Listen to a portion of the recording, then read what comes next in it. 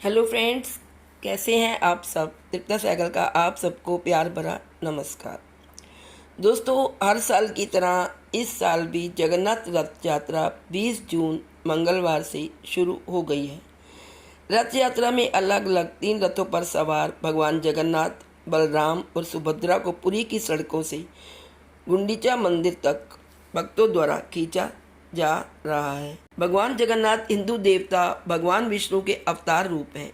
जगन्नाथ शब्द का अर्थ स्वयं उसी व्यक्ति से है जो ब्रह्मांड का स्वामी है। लोग भगवान जगन्नाथ, उनके भाई बलभद्र और बहन सुभद्रा को लेकर 3 रथों का 3 किलोमीटर लंबा जुलूस निकालते हैं। रथ यात्रा के दिन इन रथों को खींचने के लिए सैकड़ों की संख्या में श्रद्धालु एक साथ कदम रखते हैं।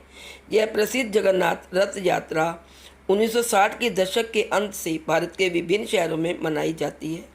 न केवल हिंदू बल्कि बौद्ध भी रथ यात्रा में भाग लेकर इस त्यौहार को मनाते हैं।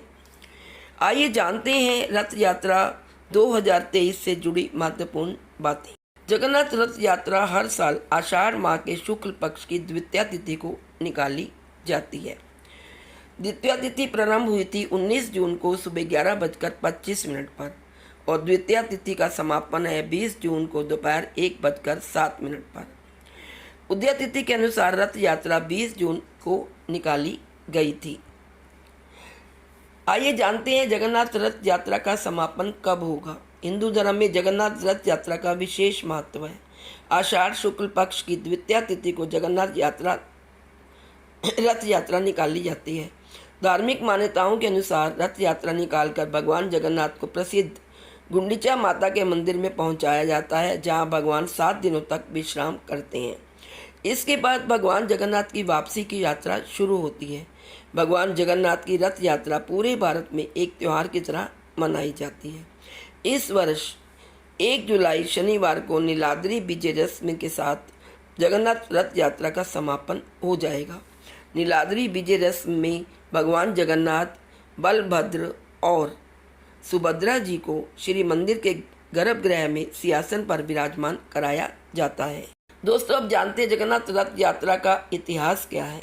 जगन्नाथ रथ यात्रा की शुरुआत से जुड़ी कुछ पौराणिक कहानियां भी हैं जो लोगों की सामाजिक धार्मिक मान्यताओं को दर्शाती हैं।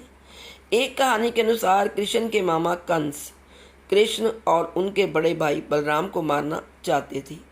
इस आशय से कंस ने कृष्ण और बलराम को मथुरा आमंत्रित किया था।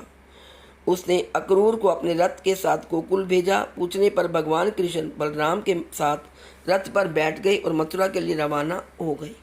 भगवान कृष्ण और बलराम के मथुरा जाने के इस दिन को रथ यात्रा के रूप में मनाते हैं, जबकि द्वारका में भक्त उस दिन का जश्न मनाते हैं जब भगवान कृष्ण बलराम के साथ उनकी बहन सुभद्रा को रथ में शहर की शान और वैभव दिखाने के लिए ले गए थे।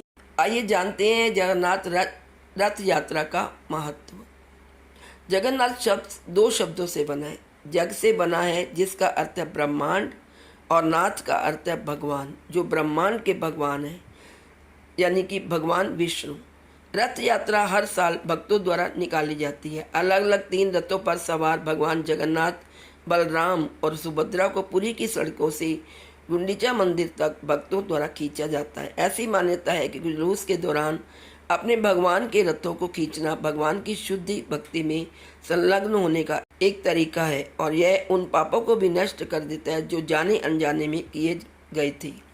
रथ के साथ भक्त ढोल की धाप की ध्वनि के साथ गीत और मंत्रों का जाप करते हैं।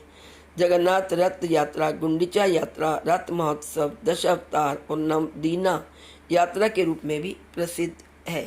आइए अब जानते हैं जगन्नाथ रथ यात्रा से जुड़ी कुछ रोचक बातें जो कि आप शायद ही जानते होंगे।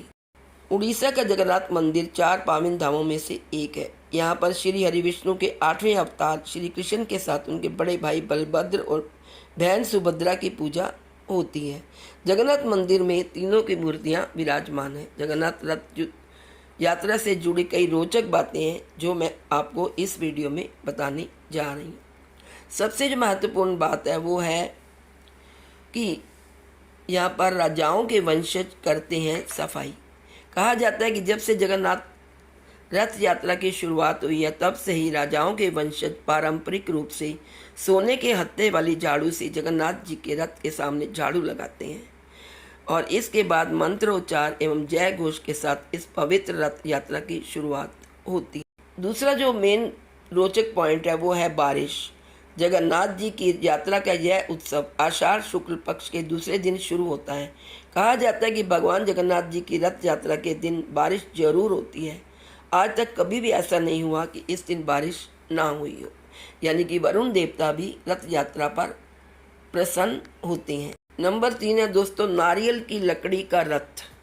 भगवान जगन्नाथ, बलभद्र व सुभद्रा के रथ नारियल की लकड़ी से बनाए जाते हैं।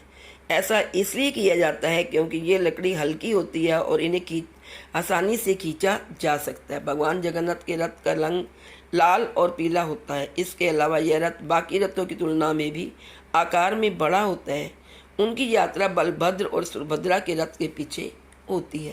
अगला जो पॉइंट है, इकलौते चलते फिरते भगवान। भारत ही नहीं बल्कि दुनिया भर में ये एक ऐसा पर्व है जहाँ भगवान खुद ही घूमने निकल दिया है, जिनकी रथ यात्रा में भारी संख्या में लोग शामिल होते हैं। मान्यता है कि भगवान जगन्नाथ गर्भगृह से निकलकर अपनी प्रजा का हाल जानने के लिए निकलते हैं। और सबसे लास्ट दोस्तों जो पॉइंट है वो है कि 100 यज्ञों के बराबर मिलता है पुण्य। जगन्नाथ रथ यात्रा से जुड़ी मान्यता है कि जो भी भक्त इस शुभ रथ यात्रा में सम्मिलित होते हैं, उनके रथों को खींचते हैं, उन्हें 100 यज्ञों के बराबर पुण्य फल की प्राप्ति होती है। इस रथ यात्रा के बारे में कहा जाता है कि भगवान जगन्नाथ स्वयं अपने भक्तों के मध्य विराजमान रहते हैं। तो दोस्तों ये रथ यात्रा अभी 1 जुलाई तक चलेगी, यानी 9 दिन तक ये रथ यात्रा चलती है। तो मेरी तरफ से आप सबको जगन्नाथ रथ यात्रा की हार्दिक शुभकामनाएं। भगवान जगन्नाथ आप सबके जीवन में खुशियाँ लाए, यही मेरी उनसे कामना। आज इस वीडियो में इतना ही। यदि आपको वीडियो अच्छी लगी हो please like, share and subscribe. Thank you.